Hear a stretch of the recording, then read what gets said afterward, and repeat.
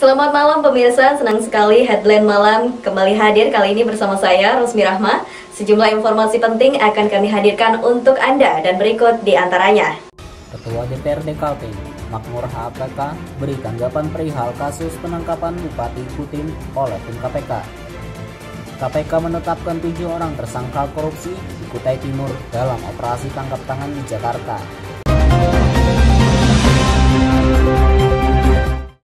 Kasus penangkapan Bupati Kutai Timur beserta 15 pejabat lain oleh petugas Komisi Pemberantasan Korupsi atau KPK menjadi perbincangan berbagai kalangan. Tidak terkecuali di parlemen, para wakil rakyat umumnya mengaku prihatin. Ketua DPRD Kaltim Makmur HPK mengaku kaget dengan berita tersebut. Kutai Timur adalah salah satu daerah pemilihannya yang meliputi Kutai Timur, Berau, dan Bontang. Makmur mengatakan apa yang terjadi masih belum jelas kebenarannya. Namun dia prihatin dengan kejadian itu. Ini menjadi pengalaman kita berharga. Kejadian ini bukan bagus saja, di mana-mana kejadian terjadi terhadap penyelenggara pemerintah. Nah, saya kira mari jadi lindungan kita semua lah. Kita tidak boleh sembrono, tidak boleh sembarangan. Kedua ya hal yang tidak benar ya buat apa kita lakukan. Kita apa adanya saja. Penting kita mengabdikan diri dengan baik. Apa yang menjadi cita masyarakat kita wujudkan dengan program-program kita yang tertuang dalam. Pokoknya kalau kita di pemerintah ada yang pertama belanja daerah dan sebagainya. Makmur mengatakan era sekarang adalah zamannya memerangi korupsi, kolusi, dan nepotisme. Sehingga setiap pejabat negara harus menjaga semangat yang disuarakan pemerintahan. Sekarang memang zamannya sudah memerangi bagaimana kita tidak melakukan korupsi, kolusi, nepotisme. Saya kira ini harus jadi semangat kita semua gitu. Ya, ini untuk refleksi bagi kita semua, termasuk kami semua di DPRD termasuk. Siap, cukup. Saya kira ini suatu hal yang harus kita berikan dukungan penuh. Siapapun juga, artinya untuk menyangkut masalah pembatasan korupsi, kemudian menyangkut nepotisme, kolusi, itu harus menjadi semangat kita semua. Diberitakan Bupati Kutai Timur Ismunandar dijemput petugas KPK di sebuah hotel di Jakarta. Ketika itu dia sedang bersama istri dan kepala Bapeda. Tim Kaltim TV, Hardin melaporkan.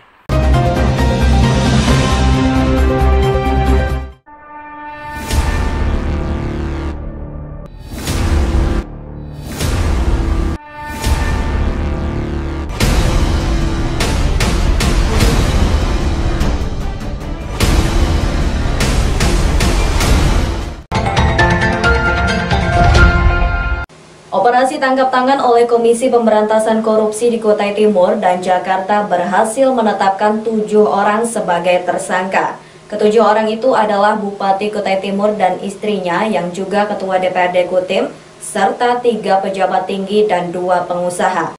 Wakil Ketua KPK Nawawi Pomolango Jumat malam merilis hasil operasi tangkap tangan yang dilakukan di Kutai Timur dan Jakarta. 2 tim yang dibentuk KPK mengamankan 16 orang setelah menemukan adanya penggunaan uang yang berasal dari pengusaha yang terlibat proyek di Kutai Timur. Dari 16 orang yang diamankan setelah dilakukan gelar perkara, KPK menetapkan 7 orang diantaranya sebagai tersangka. Mereka adalah Bupati Ismunandar dan istrinya yang juga Ketua DPRD Kutim, Aswandini, Kepala Dinas PU Kutim, Musyafa, Kepala Bapenda Kutim, Syuriansyah, Kepala BPKAD Kutim, Aditya Maharani, kontraktor, dan Deki Arianto, rekanan pengusaha. Informasi dari masyarakat perihal adanya dugaan akan terjadinya tindak pidana korupsi. Selanjutnya pada hari Kamis tanggal 2 Juli 2020, tim KPK bergerak dan menjadi 2 tim. Membagi menjadi 2 tim di area Jakarta, Sangatta, ini ibu kota Kutai Timur ini, untuk menindaklanjuti laporan dimaksud.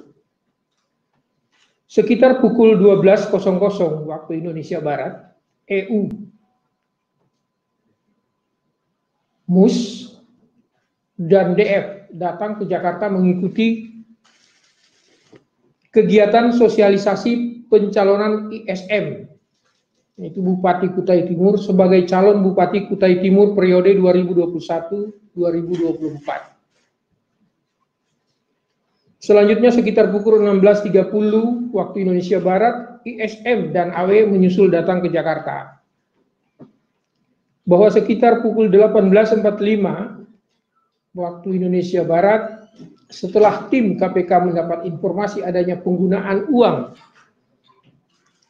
yang diduga dikumpulkan dari para rekanan yang mengerjakan proyek di pemerintahan Kabupaten Kutai Timur, selanjutnya tim mengamankan ISM, AW, dan MUS di sebuah restoran FX Senayan, Jakarta. KPK juga menyita uang tunai 170 juta dan beberapa buku tabungan dengan saldo 4,8 miliar atas nama Musyafa. Ada juga sertifikat deposito 1,2 miliar. Ketujuh tersangka dikenai pasal korupsi Undang-Undang 31 tentang pemberantasan korupsi. Tim Kaltim TV melaporkan.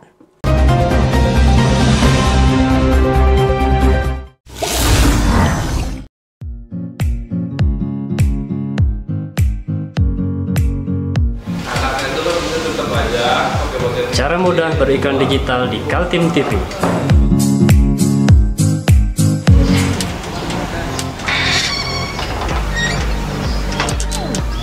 Yang pertama, jadilah sahabat Kaltim TV.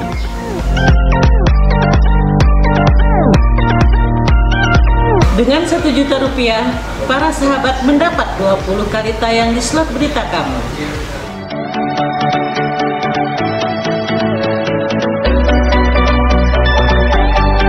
Dengan 20 detik dapat menjangkau 20.000 penonton. Anda beruntung karena mendapat kesempatan perdana dari kami. Ayo jadilah sahabat Kaltim TV.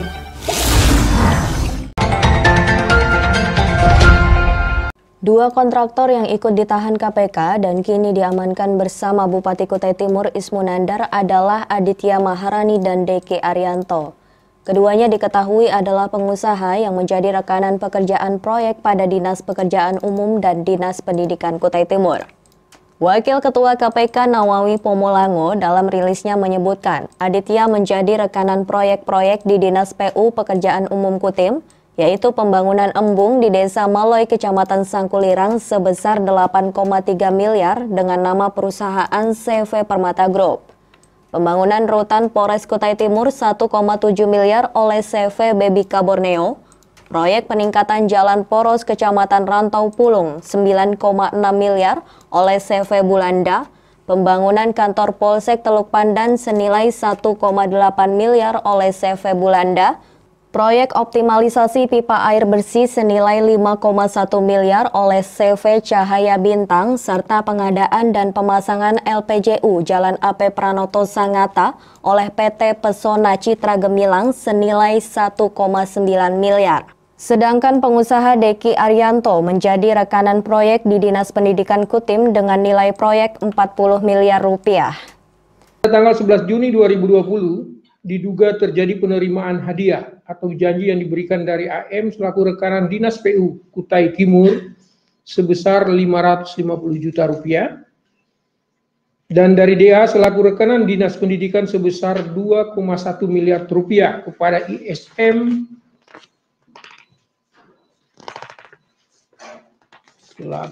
selaku Bupati Kutai Timur melalui SUR selaku Kepala BPKAD dan MUS selaku Kepala Bapenda bersama-sama EU selaku Ketua DPRD Kutai Timur. Besok harinya, tersangka Musyafa menyimpan uang itu ke beberapa rekening bank atas namanya, masing-masing ke Bank Syariah Mandiri 400 juta, Bank Mandiri 900 juta, dan Bank Mega 800 juta. Selanjutnya diketahui bahwa terdapat pembayaran untuk kepentingan ISM melalui rekening atas nama MUS diantaranya pada tanggal 23 sampai dengan 30 Juni 2020 untuk pembayaran kepada Isuzu Samarinda atas pembelian ELF sebesar 510 juta rupiah. Pada tanggal 1 Juli 2020 untuk pembelian tiket ke Jakarta sebesar 33 juta rupiah. Tim Kaltim TV melaporkan.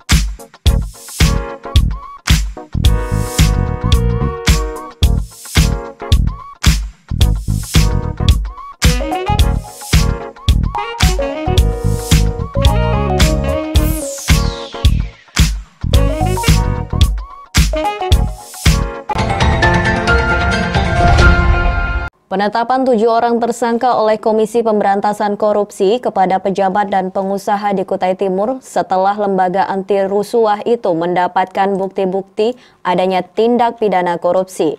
Kasus di Kutai Timur diantaranya selain ada pemberian hadiah fee proyek, pengusaha juga memberikan THR kepada bupati dan para pejabat tinggi di Kutai. Sebelumnya, diduga terdapat juga penerimaan uang THR dari AM sebesar masing-masing 100 juta rupiah untuk ISM, MUS, SUR, dan ASW pada tanggal 19 Mei 2020, serta transfer ke rekening bank atas nama Aini sebesar 125 juta rupiah untuk kepentingan kampanye ISW.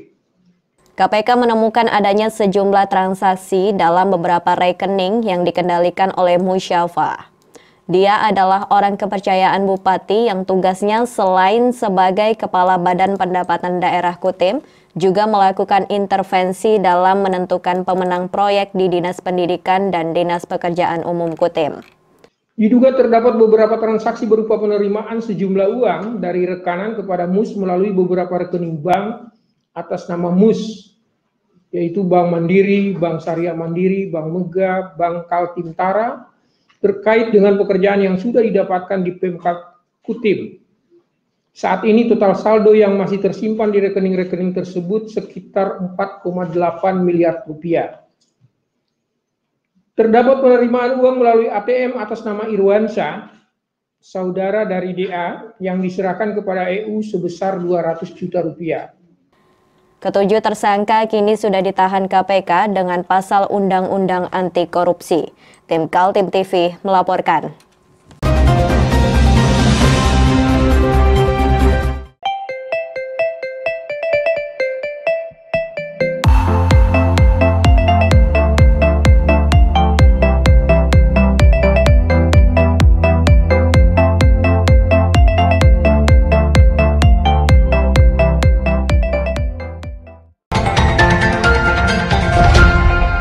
Masyarakat Desa Lojanan Ulu memilih para wakilnya duduk menjadi BPD atau Badan Pemusyawaratan Desa periode 2020 sampai 2026.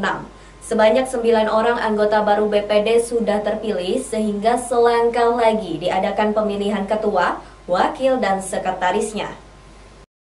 Cermin pelaksanaan demokrasi ada di Desa Lojanan Ulu, Kecamatan Lojanan, Kabupaten Kutai Kartanegara, Kamis pagi 2 Juli 2020.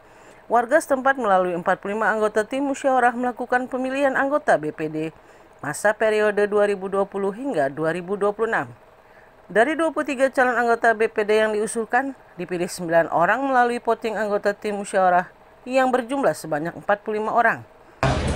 Sampai saat ini pemilihannya, musyawarahnya dalam keadaan kondusif, tidak ada persoalan. Harapan kita bahwa BPD nanti yang sudah terpilih oleh tim musyawarah itu dia dapat melaksanakan tugas dengan sebaik-baiknya, mendampingi Bapak Kepala Desa dalam rangka mengawal pemerintahan dan pembangunan yang ada di Desa Lojanan. Kepala Desa Lojanan Ulu Suparyo juga merasa senang karena prosesi pemilihan kepala desa berjalan dengan lancar. Tugas BPD cukup strategis untuk menentukan arah pembangunan desa ke depan. Terima kasih kepada Kepala Dinas Pemberdayaan Masyarakat Desa, Pak Haji David Haryanto, yang telah mendampingi mulai pagi sampai mudah-mudahan sampai selesai nanti. Di 24 kandidat itu tidak semua yang terpilih hanya 9 orang. Karena harapan kami nanti bahwa setelah terpilih mereka itu tidak lagi mewakili dusunnya, tetapi mewakili Desa Lojanan Ulu secara keseluruhan. Tim Kaltim TV Hardin melaporkan dari Lojanan Ulu.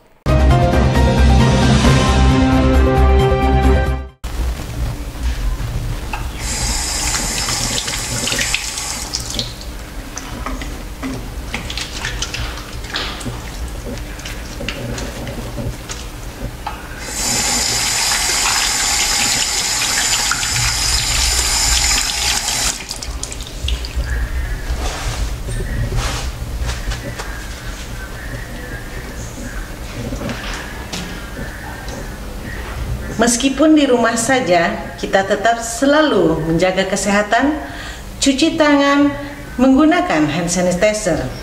Ingat, mulailah dari diri sendiri. Ratusan warga Balikpapan ngeluru kantor PDAM Tirta Manggar Balikpapan. Para warga ini menyatakan lonjakan pembayaran tagihan air yang melonjak tinggi. Ratusan warga Balikpapan pada Kamis pagi ngeluru kantor PDAM Tirta Manggar Balikpapan Selatan di Jalan Ruhui Rahayu 1. Kedatangan ratusan warga Balikpapan ke kantor PDAM Tirta Manggar bukan tanpa sebab. Para warga pelanggan PDAM ingin menanyakan lonjakan pembayaran air yang naik hingga 100%. Warga kesal lantaran pihak PDAM tidak kunjung menemui para pelanggannya untuk menjelaskan tingginya pembayaran air PDAM. Pelanggan PDAM Agus mengatakan biasanya setiap bulan hanya berkisar Rp440.000, namun tagihan bulan Juni ini mencapai Rp3 juta. Bapak biasa berapa, sekarang harus bayar berapa, Pak? Tagihannya pemakaian bulan Mei itu 440. Itu biasanya segitu memang, Pak? Iya, biasa. Terus bulan ini, Pak? Bulan ini jadi 3.600.000. Bisa sampai berapa kali lipat itu, Pak? Ya, itu Mas. Kita makanya mau menanyakan ini yang masalahnya di mana. Kita mau lihat kubikasinya juga kan. Padahal pemakaian selama di rumah normal, nggak ada berlebihan apa? Nggak pernah buat kegiatan acara juga di rumah, Pak? Nggak boleh kan, selama Covid ini tidak ada acara, Pak. Gimana, Pak? Ya saya biasanya bayar tuh 450, 430. Tapi bulan ini 1.835.000. Padahal nggak ada kegiatan, Pak, ya? Nggak ada kegiatan kita kan. Sudah ada keterangan dari pihak PDAM-nya, Pak? Belum, ini saya lagi antrian juga, ya sama. Itu apa, lihat tagihan kayak gini kaget nggak, Pak? Ya kaget lah, Pak. Orang biasa bayar segitu, terus bayarnya naiknya sekitar berapa persen itu. Atas tingginya tagihan PDAM ini, warga kaget lantaran selama COVID-19 tidak ada kegiatan atau acara yang digelar di rumah. Dari Balikpapan, Muhammad Idris, tim Kaltim TV melaporkan.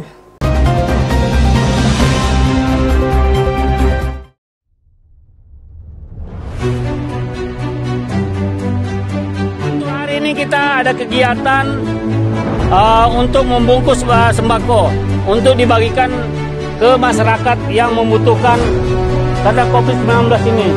Semoga kita sukses semua. Amin. Harus kerjasama yang bagus. Pancasila! Amin. Pancasila! Amin. Pancasila! Amin. Merdeka! Merdeka!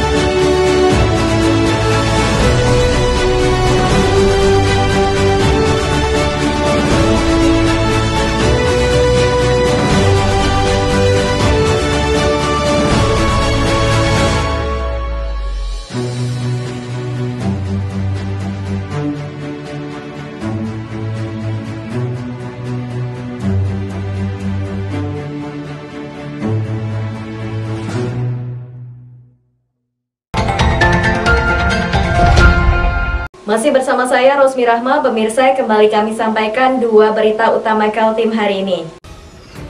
Ketua DPRD Samarinda lakukan inspeksi mendadak di lokasi penambangan ilegal. Ormas Kaltim melakukan unjuk rasa tolak RUU HIP di gedung DPRD Kaltim.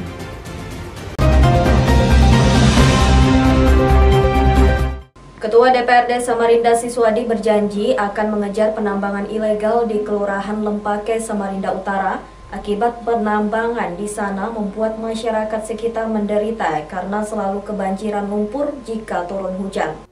Anggota DPRD Kota Samarinda melakukan inspeksi mendadak atau sidak di lokasi yang diduga ada aktivitas tambang ilegal di Kelurahan Lempake, Kecamatan Samarinda Utara, Kota Samarinda. Aksi dadakan itu dilakukan setelah mendapat pengaduan dari masyarakat karena dampak penambangan membuat banjir lumpur di pemukiman warga. Rombongan dipimpin Ketua DPRD Kota Samarinda Siswadi, namun di lokasi turut hadir menemani Camat Samarinda Utara dan Lurah Kelurahan Lempake serta warga. Sayangnya setelah rombongan tiba sudah tidak ada lagi aktivitas pertambangan. Kalau warganya aja nggak tahu yang tinggal di sini,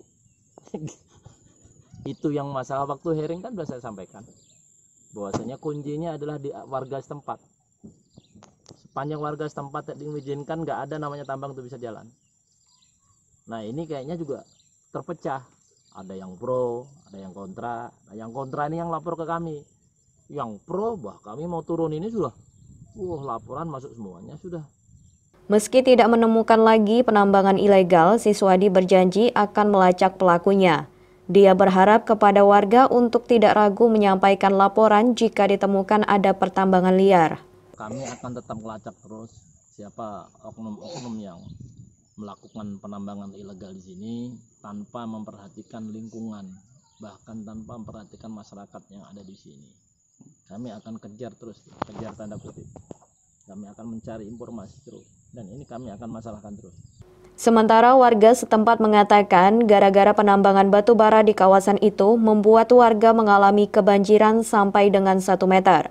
Sebelumnya ada aktivitas perusahaan tidak pernah mengalami kebanjiran. Banyak rumah tenggelam, sama SD, halaman masjid, warga kami kurang lebih 50 loh. 1 meter ini dalam rumahnya. Kalau yang kemarin? Ya, yang kemarin. Paling parah Mei Juni ini. Kalau dulu kan biasa itu nggak sampai segitulah, 20 meter, 20 cm maksudnya. Ini paling ada yang 2 meter jalan umumnya itu. Kan mobil kalau lewat sini kan nggak bisa melintas di situ, di depan RT 43 itu. Ini bisa dibilang aktivitasnya ilegal? Ilegal semua, bahkan ini kapling, ini kan dana kaplingan nih, belum ada izinnya juga. Katanya izin pematangan lahan. Tapi izin dari mana? Karena ngomong-ngomong aja kan izinnya. Jadi nggak ada izinnya sama secara faktual belum ada. Pak Lurah, Pak RT, saya tanda tangan dan belum pernah. Tim Kaltim TV melaporkan. Beberapa ormas Islam di Kalimantan Timur menyampaikan penolakan terhadap rancangan Undang-Undang Haluan Ideologi Pancasila atau yang dikenal dengan nama RUU HIP. Sekitar 1.000 massa berunjuk rasa ke Gedung Wakil Rakyat DPRD Kaltim meminta untuk dibatalkan. Demonstrasi gabungan ormas dimulai usai sholat Jumat sekitar pukul 14.00. Massa mulai berdatangan menumpang mobil bak terbuka, truk dan sepeda motor. Terlihat Ketua MUI Kaltim Hamri Has bersama dengan tokoh-tokoh ormas Islam lainnya. Dengan pengeras suara, tokoh-tokoh ormas Islam bergantian menyampaikan orasi dari bak mobil terbuka di depan gedung DPRD Kaltim. Mereka menyuarakan perlawanan atas bangkitnya Partai Komunis Indonesia. Selain ormas Islam, bergabung juga beberapa ormas kesukuan. Angkat tangannya, ikuti arahan saya dengan suara yang keras. Kami putra-putri Indonesia bangga menjadi musuh PKI, partai yang mengamankan PKI. Setelah berorasi sekitar 30 menit di gedung DPRD, para wakil pengunjuk rasa diperkenankan masuk ke gedung DPRD Kaltim. Perwakilan massa disambut Ketua DPRD Kaltim Makmur HPK, serta Wakil Ketua Andi Harun dan Sigit Wibowo, termasuk anggota DPRD Zahidin Ali Hamdi, Puji Setiawati, Sutomo Jabir, dan Yeni Eviliana. Pada prinsipnya, apa yang disuarakan oleh Majelis Ulama Indonesia dan Aliansi Agama Islam yang ada di Kalimantan Timur, DPRD sudah sepakat untuk menyampaikan ke Dewan Perwakilan Rakyat DPR RI. Jadi ini hari Senin kita akan secara kelembagaan menyurat, dan hari ini juga kita pergi ke Jakarta. Kita menolak tentang rancangan undang-undang yang ada kaitannya dengan merubah ideologi Pancasila. Jadi DPR satu bahasa dengan Majelis Ulama dan seluruh aliansi umat Islam. Setelah berdialog sekitar 50 menit di gedung E, lantai dasar DPRD Kaltim, masa berangsur-angsur bubar. Tim Kaltim TV Hardin melaporkan.